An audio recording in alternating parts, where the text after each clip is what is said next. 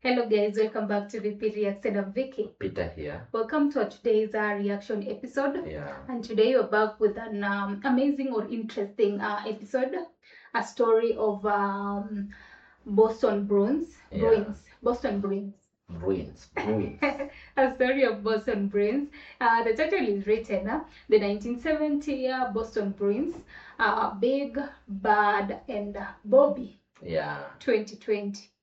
Okay, I don't know if it tells a story of Boston Bruins. Something like that. Maybe. Let's find out with you guys. This was brought to us by Dan. And Dan, thank you so much, Dan, for this. Dan mentioned like what has inspired him to give us this story of Boston Bruins. He mentioned that Boston Bruins made him to love the game ice hockey. Ice hockey. Yeah, to be a fan of ice hockey, to play ice hockey. Also, his dad used to play ice hockey, which also inspired him to play ice hockey. Wow. So he's good at the games because of his dad and Boston Bruins. So let's find out much about this. I think maybe Boston Bruins plays ice hockey. Yeah, by the way, he must. Yeah. But you're gonna find much information on this video, so stay tuned. Don't forget to like it, subscribe here. We do this here each and every day, so you also stand a chance to share your favorite. Do that on our Buy Me Coffee link, and don't forget to join Patreon to both two links. You'll find them on our channel description. For today, let's see, it's Boston Bruins. Okay. There's a story we're all told growing up here. It's about a team that played a half-century ago, long before this city became the new title town, USA. These guys were old school. They were misfits and marauders, wreaking havoc on the ice. Here you see the pyrotechnics. And becoming gods wherever they went in town. They revolutionized the sport. So this is the game ice hockey. Ice hockey. I think in our country we just know about the normal hockey because you just play in a normal football. Court, yeah, but I think it doesn't have the skate. No skating, like you don't wear the skating shoes. Okay, but this you can see even the court or the pitch itself is like glassy or something. Wow, interesting. I've never seen this game actually. Find this city. If you can't beat them, belt them. And in the middle of it all, that kid with the number 4 jersey from Parry Sound. The difference this year is Bobbyorr. On his way to becoming the greatest to ever play the game. Shoot it, goal! Yeah, I said it, and I meant it. Score, Bobbyorr! Anyway, we still tell this story here, passing it down from generation to... How do you prevent that from getting to the goal? And Dan told us he used to play that role of the guy with the goalkeeper. Yeah. Is it a goalkeeper? I don't know how to. The guy with the helmet and on the. This is interesting. Okay. Generation. In my case, from grandfather to his grandson, whose first words were Bobbyorr. And Bobby and Espo and Cheesy and Turk, Chief, Haji, and Harry, they still love to talk about it too. They still love to look at that picture. That's everything in one image, frozen in time above the ice. So now we'll tell you the story, because, well, like I said, it never gets old telling it. This is the tale of the 1970 Boston Bruins. Big, Bad, and Bobby. So it's like a team. Yeah. Of the 1970s. Okay. But the best player was Boston Bruins. Was Big, Bad, and Bobby. Yeah. Okay. So the team itself is a Boston Bruins. No, that's a specific person who wore jersey 4. Oh. He used to wear jersey number 4. Okay. First and foremost, you can even put this into perspective of the last 20 years. So you have the Patriots winning all the Super Bowls, you have the Red Sox finally winning championships. In the midst of that, the Celtics win a championship, and the Bruins win a Stanley Cup. Boston is always still a hockey town. Looking back on the past when we still had a chance, we were pawns in a game that we could not win. passion in that city for that team, it was omnipresent. It was everywhere. Yeah. Anybody who grew up in Boston or is from Boston knows that 70 team. He scored! Well, how do you want to play? You want to play with skill, and they could outskill you. You want to fight them, they'd outfight you. Oh, here we go, dropping the glove. The one thing about this city is it fancied itself as a blue-collar city, and this was the perfect team for that. When I Bobby think it's that and team. that Bruins team came along, they just Bruins team. I think it's that team. Yeah. galvanized the whole state. A standing ovation from this capacity crowd at Boston Garden. They were just such a bunch of personalities. Bobbyorr, hockey's most gifted star. That team just lives on. But it wasn't always that way. At the start of the 60s, yeah, we had the Celtics dynasty beginning, but baseball and hockey were a whole different story. The Boston sportscape was kind of like a barren desert. The Red Sox were pathetic jokes. We didn't think much of ourselves. I know that's hard to believe today because we have all these championships between the Red Sox and the Patriots. We had nothing then. But don't mistake a lack of success with a lack of passion, because as much as any city in America, Boston loved its hockey team. They had a very firm fan base. So the team was called Boston Bruins.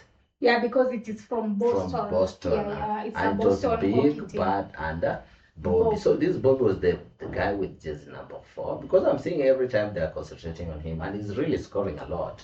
Okay, maybe. Or I'm just going to. Or one of the big players in that team. Okay, Boston Bruins. Okay. That's when I remember going to my first game and walking to the Garden and seeing that white ice for the first time. It was a dump, but it felt like a palace. For lack of a better word, I would say there was a charm to them, even though they lost. I remember the story. This is how bad they were.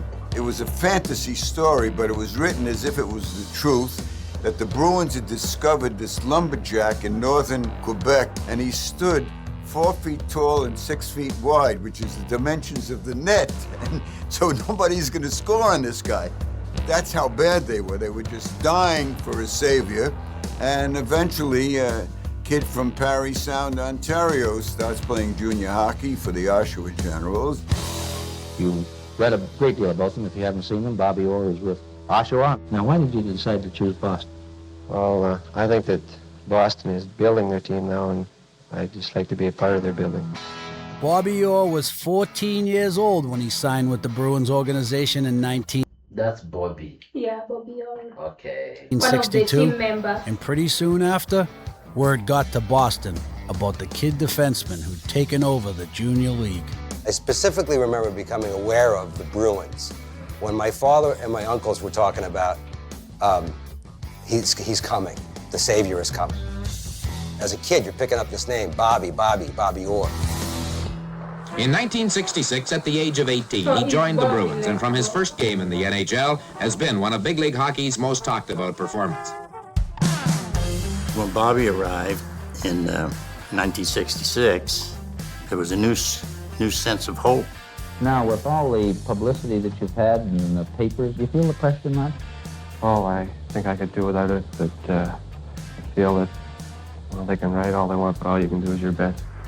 I don't know if he felt pressure, but I just loved watching him. I mean, he could skate like the wind. Bobbyorr was magical. It seemed to me like everybody else was skating and he was flying or gliding or something different. With those end-to-end rushes. Okay. My day is really good. I was only 9 or 10 years old, but I knew I had never seen it before. He'd lead the rush up the ice, but he'd be the first guy back to block a shot. Takes his shot or stops it. I feel like you really need to be so good at this game for you to get to play that team, because what if you just fell or you just like miss the ball and then you are down like Yeah, and I've seen even he's tricking them with this. like he's so flexible the way the one of the people commented, like I feel like he is flying. He When is others are literally skating. flying. He didn't even wear shoulder pads. Has anybody told you that so far? You know he didn't wear shoulder pads, right? He didn't wear shoulder pads. He was the future. Everybody knew he was the future. The writers, the coaches. He was going to be it. In that first year, he won the Calder Trophy as the league's outstanding rookie. But even if Bobby immediately became a star, the team still finished in the cellar. The year before I showed up, you were in 5th place. Yeah. At the end of my first year, you were in 6th. So Bobby brought a lot to the team at that time. There was a sense at the end of that season that they were going in the right direction. You could tell objectively that the Bruins were not going to be cellar dwellers much longer. And at the end of the 1966-67 season, the Bruins made a move that ensured better times were ahead. A blockbuster trade with Chicago to bring Phil Esposito, Ken Hodge, and Fred Stanfield to Boston. The big thing was that trade was Espo, when Phil Esposito came to town, and Stanfield and Hodge and those guys. And that's when the real transformation took place. We make a trade, you 3 guys from Chicago, and then, I mean, that was it. Well, it just, everything blended. But here we have good goaltending.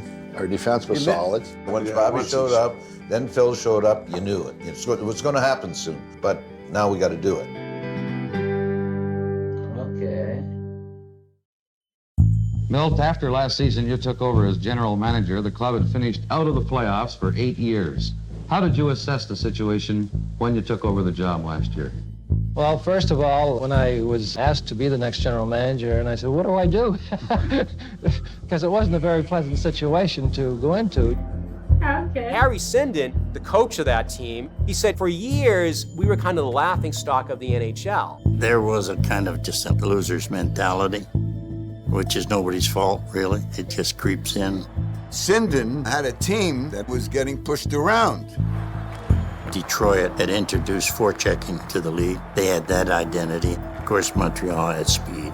And even the Rangers, who struggled to make the playoffs like we did, they became known as a pretty smooth passing team. It looks We so lacked fun, identity. But we ended up in '67 with some players that give us that identity.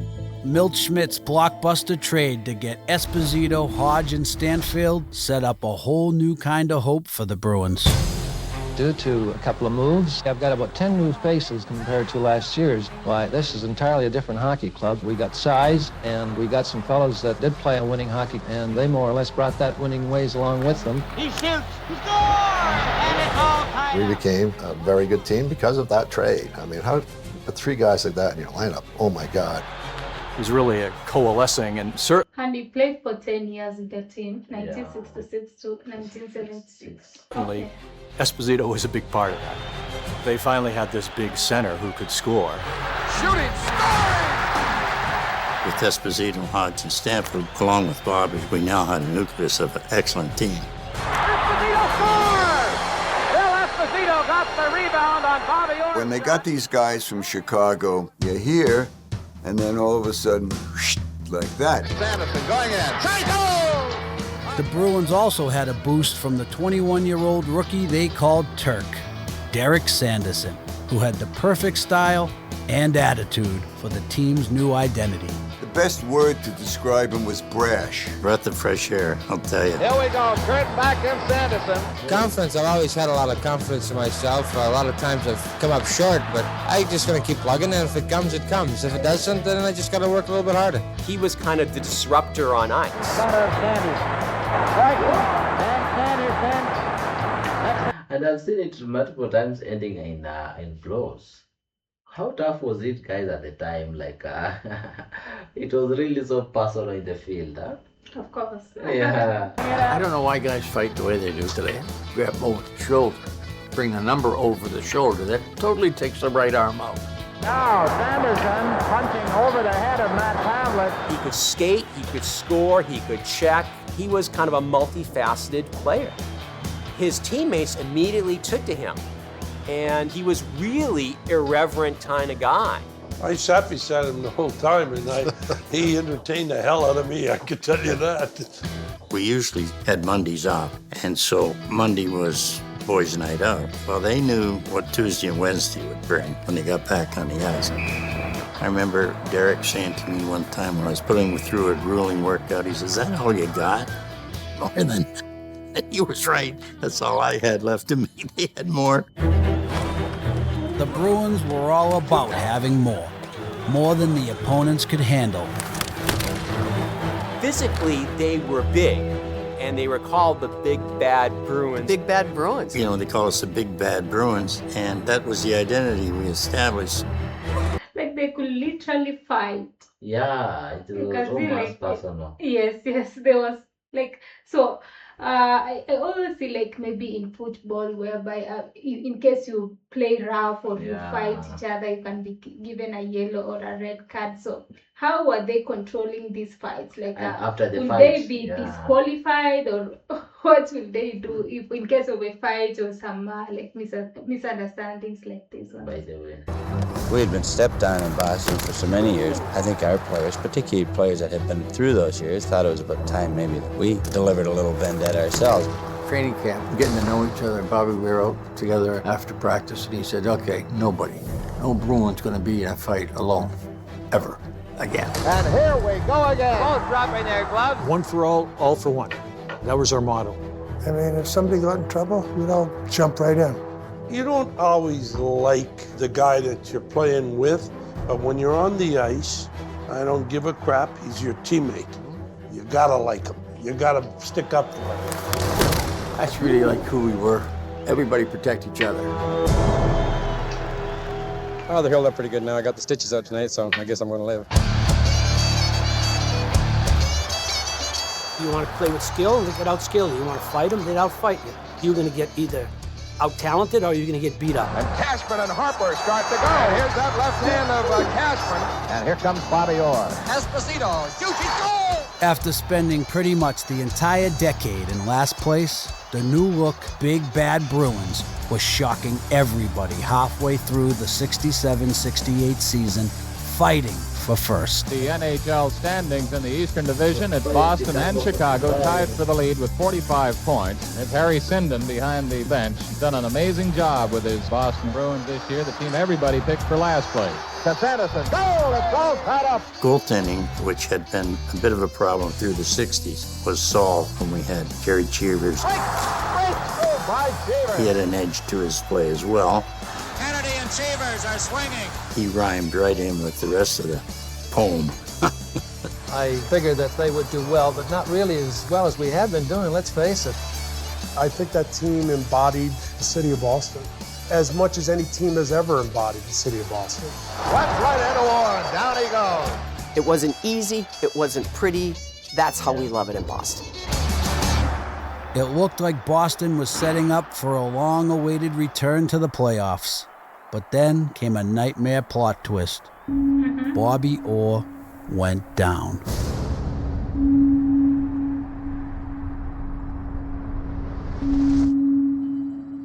When he got hurt, he was very upset because he knew we had a team that could win, and he knew he was a big factor. So he was injured. He didn't want to miss any games. Bobby was the type of player, whether he was hurt or not hurt, he wanted to play. This all you've got to do, sit around while your team's out on the West Coast? Well, I'd sure like to be out there with him, I'll tell you. The leg itself doesn't give you any pain at the moment? No, it's sort of touch, but I put partial weight on it now. Do you expect that you'll be skating in, say, 4 or 5 weeks? I hope so. The trains which clatter past Boston Garden always end up in Everett. And the Bruins, who play hockey inside, always end up in the cellar. This year, though, some tough guys got off the train here. Now the Bruins have jumped the track and are as dangerous as a diesel on the loose. Into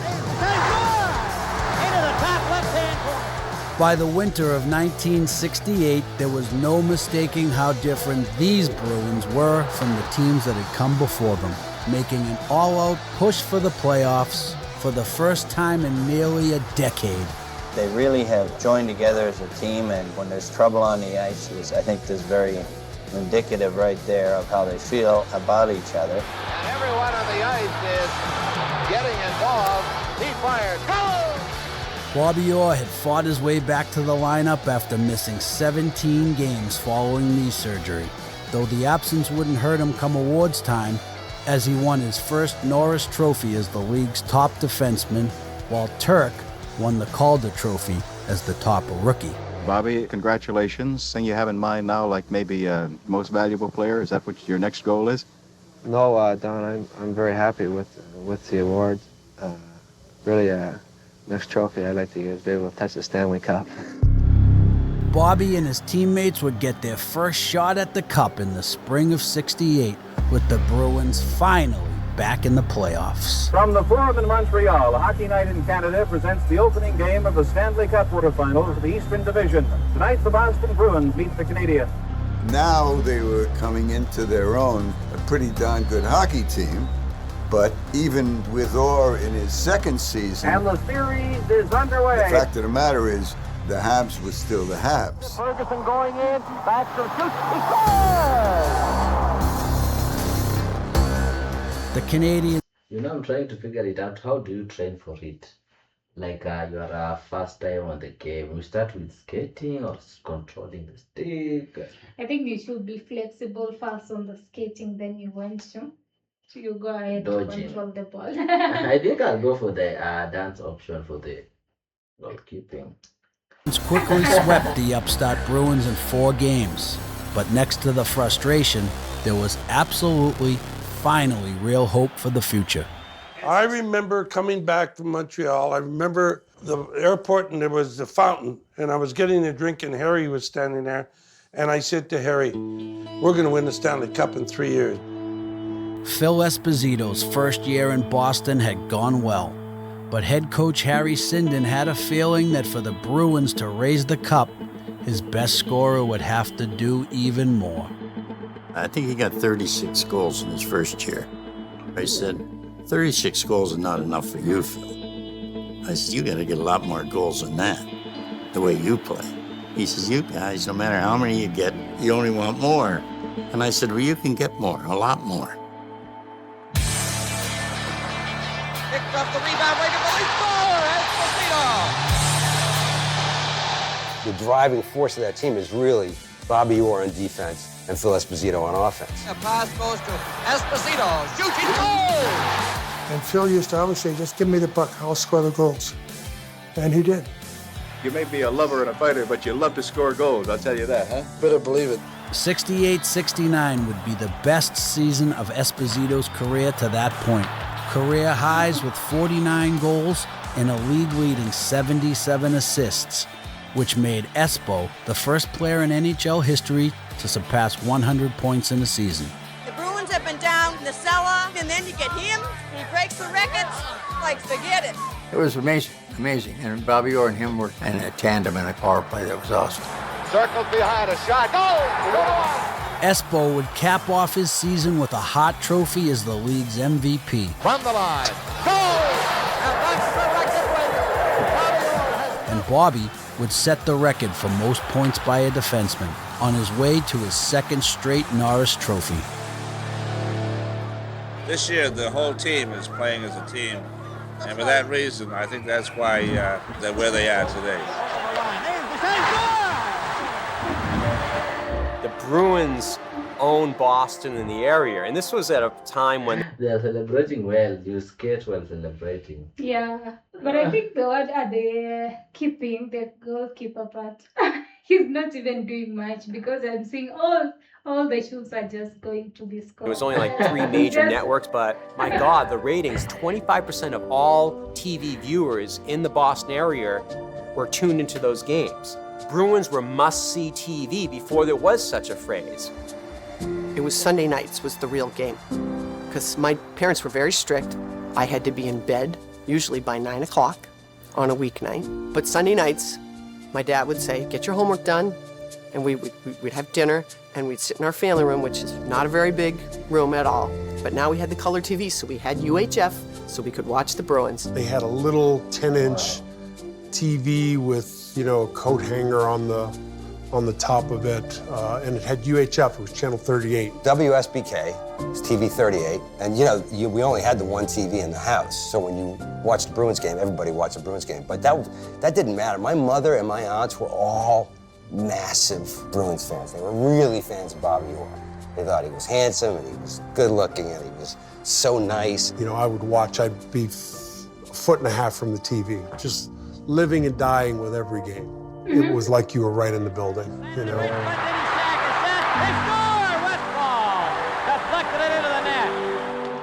So I had to have my teeth brushed, I had to have my pajamas on, and then I'd sit on the couch with my dad and we'd watch the game. Me and Fred, that was our thing. A neat pass for Dallas Smith. With McKenzie in on the line. Dallas Smith is coming in. A pass. He almost got it through. So hopes were high in Boston in the spring of '69 as the Bruins went back to the playoffs and faced off against the Maple Leafs in the quarterfinal round.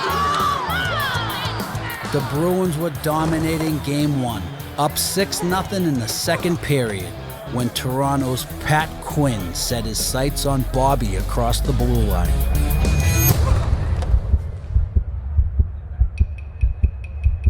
If it hurt a pin drop, to see him go down was very upsetting. I put my glove under his head because I knew he was out. I mean, we were on the ice and I knew he was out cold. Bobby, Bobby, Bobby, Bobby, Bobby. Here is the franchise player, and not only that. And remember, they're not wearing helmets or something, so by the way. that would be really bad. But he's the city's darling. There's been this wonderkin since he showed up. It frightened all of us because we knew when Bobby stayed down, he was hurt. Certainly the reaction in the house and the neighborhood immediately was, somebody has to kill Pat Quinn. Quinn goes off to the penalty box. There's fans trying to get at him. Smith's up. He wants to go at Green, and now they start in. Pavlich moves in. A bench emptying brawl broke out. I mean, everybody was fighting everybody. Pushing the linesman away and punches a linesman. Forbes Kennedy, the fans are... Chaos everywhere because imagine one of your stars from your team is he's been injured. So I think the first blame will go to the person who did who pushed him, who was he with. So all the blame will go to that person. And I really want to know, guys, after a certain scenario like this, how do they handle disciplinary part of it? Exactly, because everyone is so mad. You've seen chaos everyone. And the pressure is so high. Even from the audience, everyone was very shocked. Yeah. At Kennedy, a fan punches him on the head as he goes over by the glass. The fans are punching The next day in the hotel lobby, kind of a rough-looking gentleman, he came by and he says, would you like me to take care of him? I said, no, we'll take care of him ourselves. Remarkably, Bobby would return for Game 2 and help the Bruins sweep Toronto in 4 games. Next up were the Eastern Division semifinals and the defending champion Canadiens. And with the league's expansion teams all out in the Western Division, everyone knew whoever won this series was pretty much guaranteed to take home the cup. The first game of the series established the pattern for what was to follow. The determined Bruins went into a 2-0 lead, only to see it disappear late in the third period as Montreal scored twice to tie the game and again early in overtime to win it.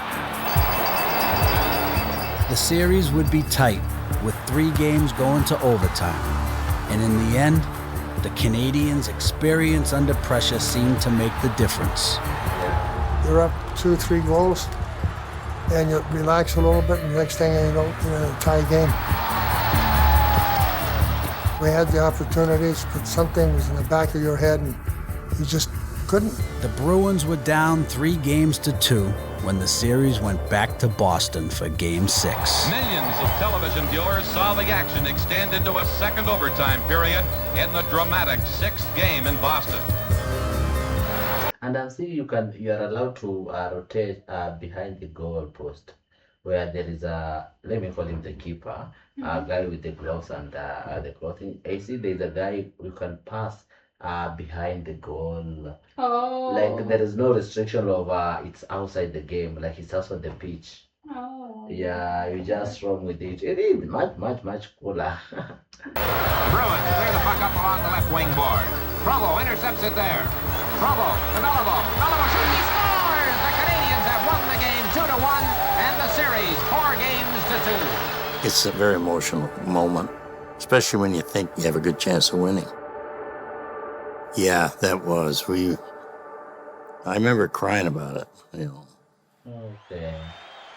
The worst thing after a series like that is shaking hands. Going through that lineup and shaking hands with somebody and saying, congratulations, because you know you don't mean it. Seriously, it's the worst feeling in the world. Yeah, but it sets you up for the like next you're year. telling your opponents congratulations. That's really ironical. Bobbyorr got him a goal to tie it up. What a Bobbyorr goal!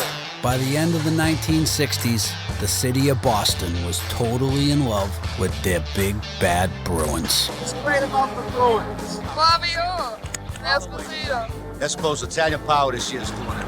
So Esposito, shot, When you went to bed and you dreamed it was all hockey. Never dreamt about football. I don't know that I ever watched a Patriots game. They loved the Bruins in the Garden, and they loved them all over the streets of New England. There were plenty of sports to be played in New England, but because of Bobbyorr, because of the Bruins, everybody wanted to play hockey. Kids that were brand new to the game, that didn't know how to skate, were starting to play street hockey because they were such fans of Bobbyorr and the Big Bad Bruins. It got to the point where they put up boards around the basketball courts for the street hockey leagues, and they took the tennis nets out and took out the stanchions and turned those into street hockey courts. Everyone played. So the Boston Bruins really influenced so much Yeah. kids and people, teenagers at the time. Like because of them, everyone really wants to play the game, the hockey. Ball hockey. If you went through the streets of Boston, everyone was playing ball hockey. And it's funny, I'm equated today with the NBA and with basketball. I was playing street hockey all day, every day. I didn't want to play basketball. I wanted to play hockey. Why? Because I was watching the Bruins and I wanted to be like them. Winds up. He fires. Oh! And you gotta admire that guy, that Bobbyorr. The interest in hockey has always been high in this area. But when that team was formed, it took off because they were kind of pop idols. Who's your favorite Bruin? Phil Esposito and Bobbyorr. Bobbyorr took people that weren't hockey mad, like my mom. He turned people like her into hockey fans. Bobbyorr was fantastic, what can I say? They had captivated the entire city. Oh, in Boston, we couldn't go anywhere. We've only got 30 seconds here, man. We could go nowhere, basically, in New England after a game or whatever without having fans coming over to see us. Phil Esposito was doing a personal appearance in Worcester. My dad's like, we have to go to this, we have to go to this. So we're waiting in line for hours. And we're getting closer and closer, and here we are now. There's Phil, and me and my dad take the Polaroid picture. My dad starts talking. My dad talks the entire minute. Phil, I love you, you're the greatest, blah, blah, blah, blah. Signs the thing, we walk away. I never say a word to Phil Esposito. If you were a Celtics fan, nope, you were following the Bruins. If you were a Patriots fan, good luck finding you, because there were about 12 of you. The whole city was rallying around the Bruins. And the Bruins go ahead 6-1. Yeah, we were everywhere, though. We were out there doing clinics. We were around town. We flew commercially a lot. Right. So we were in the airport. I'm really imagining how you guys were feeling back then, like everyone is just about the Bruins. Everyone supports them. Everyone is looking forward to their games and they don't disappoint. Like if you come with skill, they say that they will play it. If you come with a fight, they will fight it. Exactly, the big. Yeah. With the fans. So the fans felt comfortable approaching it. They were a swashbuckling kind of a team. I don't want to talk about any of their business outside of the rink, but they had a lot of fun, let's put it that way. Perfect example of how close we were was when I hurt my knee and I'm in a cast from my groin down to my toes. All of a sudden the door opens and this lunatic over here, or a mask on, says, Espo, we're coming to get you tonight for the party. I said, what party? He says, my place, the branding iron. We're taking you to the party. I said, what are you, crazy? I can't, how am I? And I'll never forget, on the bottom of the screen, came Esposito kidnapped from Mass General Bobbyorr. Oh, I better call Dr. Rowe right now. The Bruins were going to have a good time no matter what was going on. And no one, and I mean no one, had a better time in those years than Turk, Derek Sanderson. As you know, times have changed in professional sports. Our heroes no longer look as though they've leapt straight out of a box of Wheaties. Not all of them, anyway. The Joe Namath lifestyle has caught on. And in hockey, it's typified by Derek Sanderson. I remember saying to him, Turk, you should take it easy a little bit. He said, Phil, Bobby's the best player in the game. He gets all this publicity. You score goals, you get all this publicity. How the hell am I going to get publicity? And he did what he did. Entertain. Well, I suppose in the course of the year, the player most often requested for an interview, especially by young people, is our next guest, Derek Sanderson. Now, what about Derek's look? Derek's look, the long hair, the beard. Derek was trying to be Joe Namath, I think. How do you like being called Little Joe? Oh, I don't know about that. He was our Joe Namath, if you will, in terms of fashion and women and, cigarettes, booze, women, all of those things that sort of followed Derek everywhere. I like this image exploder. Oh my God, I couldn't keep up with it. Are you really that much of a swashbuckler? Freedom of the press, they can print what they want. I like to enjoy life, that's all. He was so reckless, really, both on and off the ice. He was kind of the bad boy, if you will. He could have been arrested. Hockey at that point in time, going into the late 60s, primarily a Canadian game, much more conservative. Derek Sanderson tapped into the counterculture of that moment. I think he's a groovy person, I really do. It's just what Boston needs. He's so colorful. He's a swinger. It's just something that we need, He's youth and he's just cool. He and Joe Namath owned a nightclub together. Tonight is more or less an official greeting for Derek Sanderson as part of the organization of Bachelors 3 in Boston. It's a quiet little place. And it wasn't quiet the other night when I was there, I'll tell you. Well, it livens up sometimes, I don't know. So life was good for the Bruins and their fans as the 1960s came to a close, and the 69-70 season would be the biggest and best one yet. 69-70. Someone once told me, if you play in fear of letting your teammate down, you're going to be a successful team. And that's what we did. The mood was trying to win the Stanley Cup, the Three Musketeer motto, one for all for one. Not only on the ice, but off the ice. We would have family gatherings with our wives and our children. Always kids in the dressing room. Always. Practice, and so that was important to us. For us to be successful, we just felt we had to be like that. And we were having a blast, and we were winning games. Pass to Phil Esposito. He drives. Out front, it's loose. Oh! 1969-70 was the fourth year of the Bobbyorr era in Boston. And after the Bruins' hearts had been broken the year before, expectations were higher than ever. We're hungry enough, and I think that this team has to be considered this year. Or has it. Across to Esposito. He guns. Goal! It's 2-1 Boston. In 69-70, the thinking, if you're on the opposition, is that I've run out of ways to stop this machine. What do I do now? The big bad Bruins were unstoppable when the first puck dropped, going undefeated through their first 7 games. And the hottest team in hockey was also the hottest ticket in town. I'll never forget Johnny McKenzie. He got hurt, and they're carrying him out in a stretcher. They said, "Can I have your tickets for There were no tickets. There were no tickets. You couldn't go down to the Garden and say, I think I'll go to a game tonight. This was the hottest ticket in town, and they only sold them out of Boston Garden. 2 or 3 of my pals, we would come down at 3 in the morning. Well, at 3 in the morning, the line was already down Causeway Street and into the North End. And then they would open the doors to the Garden, and then we would sit by section, waiting to be called down to the box office. Eventually, 9 o'clock would come, and they'd say, Section 99. And Section 99, we'd all file down dutifully. I'm pretty sure people are coming with their blankets and all that just to wait for the match. Exactly. And they have said that the tickets were rare to find because maybe they could be sold out so fast. That means financially the team was doing well. Of course, because it's it was on its hot peak. Everyone is talking about them. Everyone is wanting to watch their game and all that. So I think they were really earning so. Exactly. Dad scooped up any tickets he could get, and I don't think I went more than 3 times a year. And you know what? I'm glad, because it was an event, and it was very special. And as the season went on, there was no doubting these Bruins were Boston's most special club yet.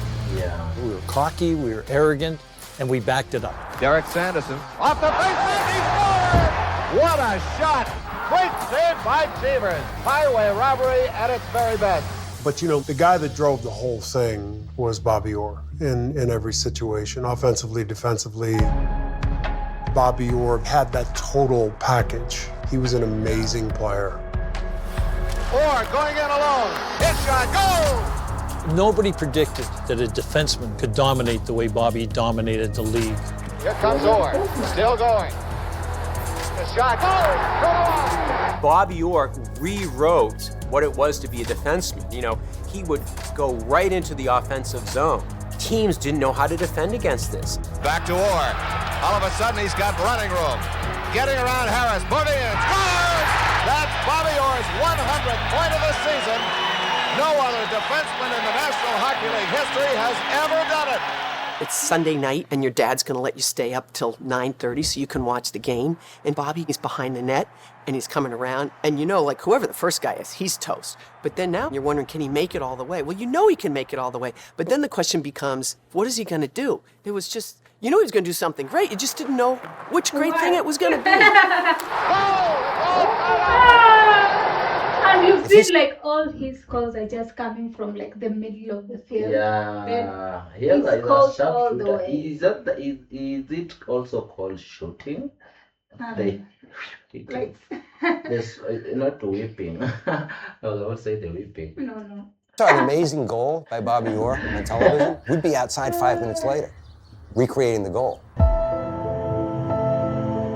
There's all kinds of stories where Bobby exploits were just amazing. I mean, we'd sit on the bench and we'd say, he did that, he did that. He was killing off a penalty. Oh, yeah. And dropped his glove, went around, skated around. Killing a penalty. Oh, he's ragging the puck. Right in the puck. Bobbyorr's doing a bit of fancy stick handling between the two blue lines. I was on the ice with him, and Cheesy said, "Hey, Espo, you want the racing form?" Look at him go. What I remember most of that was Bobby had went around the net, stopped, picked up his glove. both benches were cheering, right? Bobby had the puck the whole time, then finally he scored. Up front, goal! That was one of the greatest plays I've ever seen in my life. Bobbyorr made too many of those plays to count, and his 120 points during the 1969-70 season were amazingly more than double what any other defenseman in hockey history had ever scored. Bobby turned just 22 years old in March of 1970 on his way to his 3rd straight Norris Trophy, already revolutionized. At that time, he was below 20 years. Yes. Wow, and the way he was, he had the He was skills. like the star. Yeah. At his early age. Yes. So, guys, I have a lot of questions. I've been posing question. So, do you also have some tricks in the hockey, like the skills? Of course, To you've seen remember. like even for us it's our first time, but you've really seen like the way he moves around with it. Like he cannot be easily like the ball cannot be easily taken from him. Like he knows how to move around. If you have the with it. skills, you can tell us the names. Yeah. in the idea of what a hockey defenseman could do. Yeah. But all he cared about was being on the ice when that other trophy was raised. I never thought about changing the game. I was playing a game that I loved. I was realizing a dream. I didn't think about scoring X number of goals. My goal was to be on a Stanley Cup team and to help a team become the best in the world. Bobby and the Bruins tied the Blackhawks with the most points of any team in the standings and started the playoffs against a very familiar rival, the Rangers. There was a dislike between the two teams, basically, and that made a little more energy into the series. For me, we played the Rangers, we beat them. Yeah. I didn't think the Rangers could beat us at all. Still, the Rangers put up a fight. Sanderson double teamed, and here we go. Sanderson is on the bottom as the Rangers have ganged up on Derek Sanderson. But the Bruins finished them off in 6 games. We had them down 2-0. They had a lot of guts to come back, but we never lost our cool the whole time and played together as a team, and this is sure a great thrill. So next up were the Blackhawks. And for a few Bruins, a series that offered the perfect chance to settle some old scores. When you're playing against the Blackhawks, there's a little bit of hatred. They traded me. I wanted to show them and get a little more respect from the Blackhawks, and Esposito the same way. It's been 3 years since I've been gone from there, and Boston is my home now, and I like it here, and I don't even consider Chicago where I played there anymore. The Blackhawks looked like a pretty formidable bunch. And they had these great players like Stan Mikita, Bobby Hull, and they had this new kind of rookie of the year all-star goaltender in Tony Esposito, Phil Esposito's brother. Chicago, I know. I know Tony very well. I mean, we were brothers.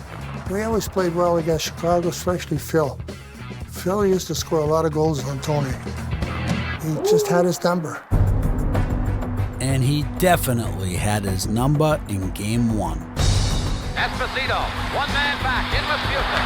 The shot, he scores! Here's Orr at the blue line. That's Phil Esposito. He scores! Esposito scores! And Phil Esposito flipped it in for the hat trick. Phil owned his brother. Yeah, you did. Phil owned Tony. Tony, I owned you. And they made such a big thing of this, Esposito against Esposito, yeah. and Phil owned them. Oh, my God. And the Bruins owned the Blackhawks too, sweeping Chicago in 4 games, with Esposito scoring 9 points in the series, leading the Bruins to the brink of everyone's dream in Boston. The game is over. But now the Bruins race out onto the ice. Beating Chicago was emotional because, you know, the expansion division was not as strong as we were, and our chances of winning the next series were really high. We finished with Chicago, and just a great effort today by the team, and I feel great. We only lost 1 game to the Western Division all year, and I can't see us losing to them, and I really feel great and happy right now. This is not a sit-in or a protest or a takeover. This People's Park, with its instant housing, was constructed with one thing in mind: to keep comfortable for the long wait for the Bruins tickets in the Stanley Cup playoffs. When the playoff tickets went on sale, there were a certain number that went on sale that were limited, like 2,000 or 4,000 seats. So you had to camp out. 9 o'clock this morning. My brother's 3 years older than me, and he would be one of the guys that would go and camp out. They'd bring cardboard boxes to sleep overnight. I think you were only allowed to get 2 tickets per person. So if my brother got tickets, that was for him and his friends. So I never went to a playoff game, not until, I was an adult. The Bruins Like, even if he gets the ticket, that's for him and his friends. were facing off You have to fight for yourself. Yeah, when you are grown up. against the St. Louis Blues, the best team by far out of the expansion clubs. Are you afraid of a letdown against the West? No, I'm not. I'll tell you why. Because we have a tremendous amount of respect for St. Louis. We've only played 1 game in the 3 years of expansion that we've ever outclassed St. Louis, and that was a 7-1 game here this year. In every other game, they've either beaten us, tied us, or our wins have been awfully close. Going into the series, my only thought from a goaltender's perspective, they had Jock Plant and Glenn Hall. They had the 2 best goalies in the game in the series, right? And I said they could probably beat us. They played well, but we handled it easily. We were better. The series started in St. Louis, and the Bruins, who'd led the league in goals for the season, showed no mercy. Across the line, Westfall drives, scores! Down the middle. Shot, goal! It's 6-2 Boston. The Bruins totally dominated. And I've seen it, can I call it a ball? The thing that they are using to play is kind of circular, not circle as a ball. It's kind of like a wheel. Have you seen it? It's kind of like a wheel. Not a round one. The first 3 games, outscoring the Blues 16-4. We knew, and we could not sit back. We knew right then we had to win all of them right in a row. Just about everybody in Boston Gardens is prepared to give the Bruins the Stanley Cup this afternoon. However, there is the mere formality of a hockey game to go through. It was Mother's Day, it was May 10, and I remember I was watching it on TV. Mother's Day, so that's funny because my mom hates hockey. But I know I watched this game, so thanks, Mom. I was watching it at home with my uncle, Uncle Tony upstairs.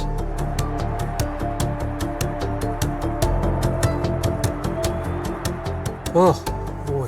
Game 4, I think we were probably at our highest point, thinking that, we were up 3-0. We're in the Boston Garden. We're going to win this in Boston. Turk had a tux on, which means we were going to win, I guess. Unless in those days, were you wearing a tux? Were you wearing a tux every day in those days? No, what are you doing? And I said, we're going to win. I want to be dressed up for the final moment. You have pressure all the time, but people expected us to win. And we were supposed to win that game because it was on home ice. Then you start thinking you got to get that first goal. Comes in front of the net for Rick Smith.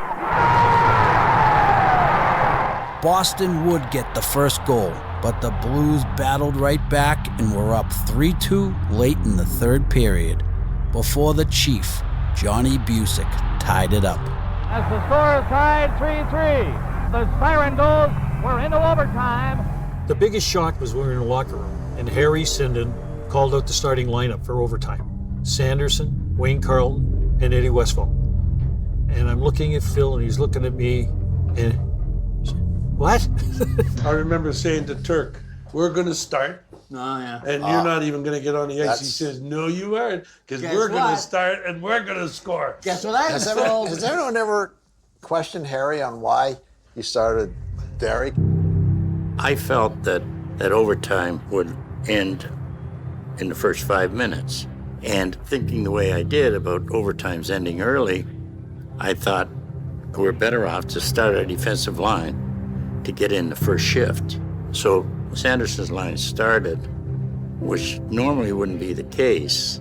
I mean, it was just a hunch. Sanderson starts for Boston with Carlton and Westfall on the wings, or an Ori on defense. Play underway. The first team to score wins the game. In the overtime, you're always leaning, forward. Any play at any point, a bad bounce, anything can happen. Here's Picard, out to Tim Ecclestone. Back to his own line to Jean-Guy Talbot. Talbot out to Keenan, he missed it, and Bobbyorr flipped it out at center to Sanderson. It's crazy. I think I was standing because I'm like panicking. Racing in is Carlton for the Bruins. Centered and it's close in front. I was a foot and a half from the TV set, and every second seemed like an hour.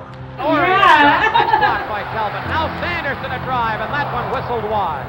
Derek, hold on.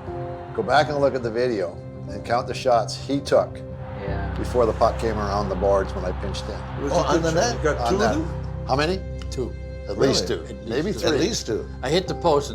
For the puck to go to Bobbyorr. You would have scored that. Ori for the Bruins, tied up by Ecclestone and Berenson. Westfall rolled it in front, Sanderson. Only Bobbyorr could do this. Blocks the shot coming up the boards, keeps it in, gets it to Sanderson. And Sanderson makes the most perfect pass he could ever make in his career. What?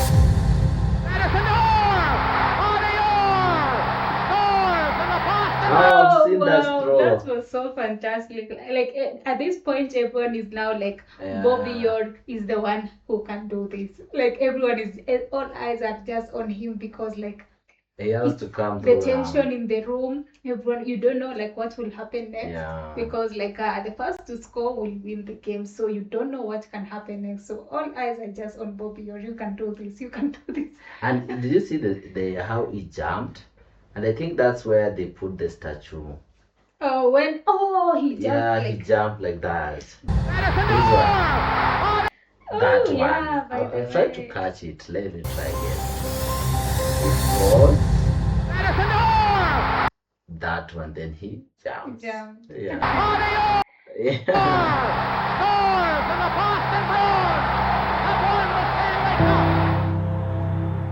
He scores the goal and he's flying. And it is one of those moments, in real time, it felt like it was in slow motion. I can just imagine the tension in the room, how people were like, wow, like I feel like he was a hero, like See, the hero there. of the hero that Is he really breathing down there? no room for that because like Happiness. yeah. 22-year-old sensation scores.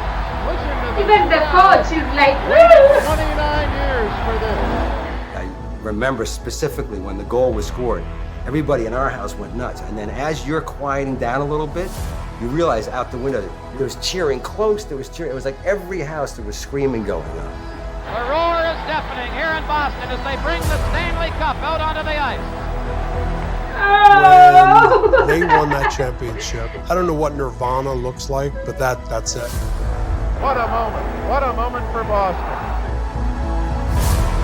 We owe it all to them because they're great fans and they supported us all year. They're just tremendous, the fans.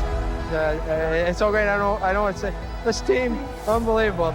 We stayed inside to watch the post-game celebration a little bit in the locker room. I'd have to say it was within an hour. We were outside, and essentially what we all did was recreated that goal over and over again so everybody could have a chance to do it. And we're talking on cement. It's on the street.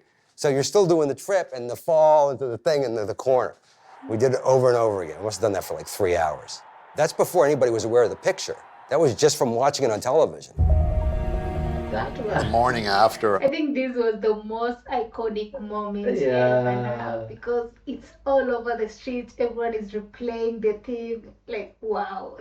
My father was having breakfast and I went in and it was, I guess it was Record American then? Yeah. Was that what it was? Record American. And he opened it up and that to show me. Who took that picture? Ray Lucy. Yeah, who took that? Ray Lucia says to me, come with me, come with me. I was in the dark room. I hadn't seen this picture yet. And he brings me down a photo engraving, and there was his picture. I just said, wow, I was in awe. I wish I took it. First time I saw the photo, I wanted, and I got one. And I had him sign it for me, and it's hanging in my house. I have many pictures up in my walls in my office, all family. Bobbyorr is the only person other than family that's up on my wall. I don't know what bar or restaurant in Massachusetts doesn't have that picture. I have, I think, 3 in my house. My kids have them. New England homes, Frank. I think this will also be on our thumbnail for this video because it's really an iconic moment, and you had like everyone is having it, like wow. You have a picture of Jesus, John F. Kennedy, and Bobbyorr of that shot. It was, John F. Kennedy, this was 1970. He was already assassinated. Yeah, he was assassinated in 65. 63. Yeah, 60 there. 63. But this time he was already assassinated. So you have Jesus, JF Kennedy, then and then Bobby. Then you guys lived a very good era in the 60s and in the 70s. 60s. Wow. Yeah. It's one of the great pictures in sports. And like you say, the perfect guy to get the perfect goal at the time. Topped off a great year. It was the 3rd straight year that Bobbyorr won the Norris Trophy. He also won the Hart, the Conn Smythe, and most amazingly, he became the first and still only defenseman to win the Art Ross Trophy, making him the only player in history to sweep all 4 of hockey's biggest awards. Do you have something else you want to accomplish in this game? Just keep winning. It's great to win. It'd be nice to win another Stanley Cup. The Bruins would win another cup 2 years later. The Bruins win the Stanley Cup. Their second in the last 3 years. But after that, I love the way they're just carrying the cup around, Skating like skating. It looks so fun. things started to splinter. Sanderson and goalie Jerry Cheevers would go on to the upstart WHA. Espo would reset his records for points and goals in a season. And that's the record breaker. Phil Esposito has scored 59 goals. And then finish his career in New York.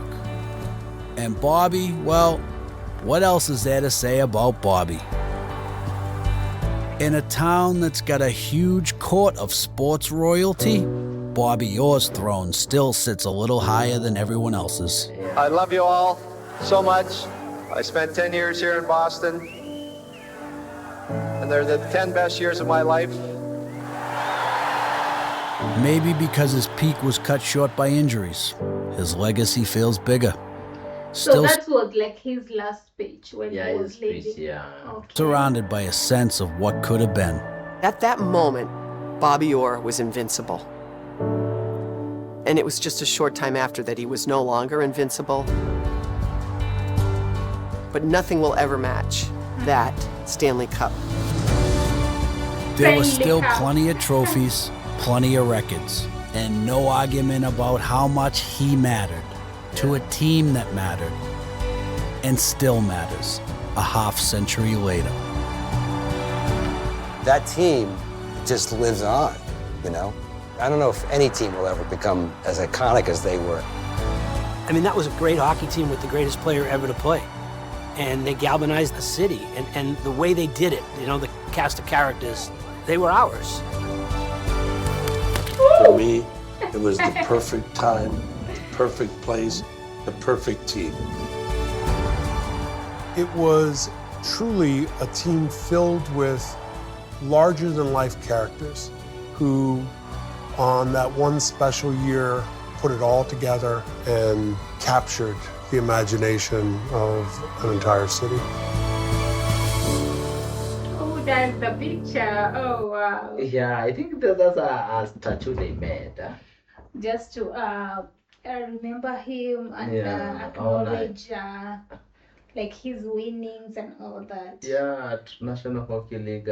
You know, it's my first time to engage with hockey, but with this story, I've already loved the game. It was really like touching. Yeah. I think Dan had mentioned that before. Like even if it's your first time, like this story would be really touching. So for sure it is. Yeah, it has made us connect to the game. Exactly. The only thing we lack is rules now. Give us the rules, we are in.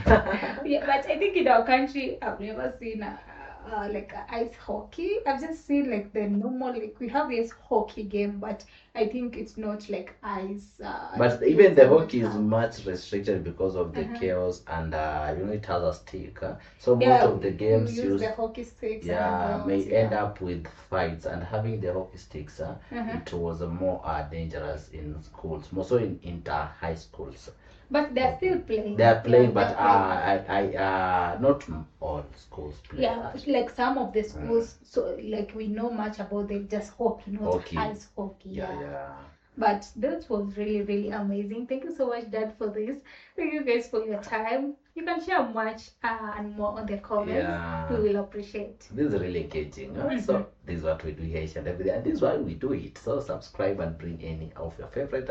Thank you for watching with us. And I'll see you on our next. Bye-bye.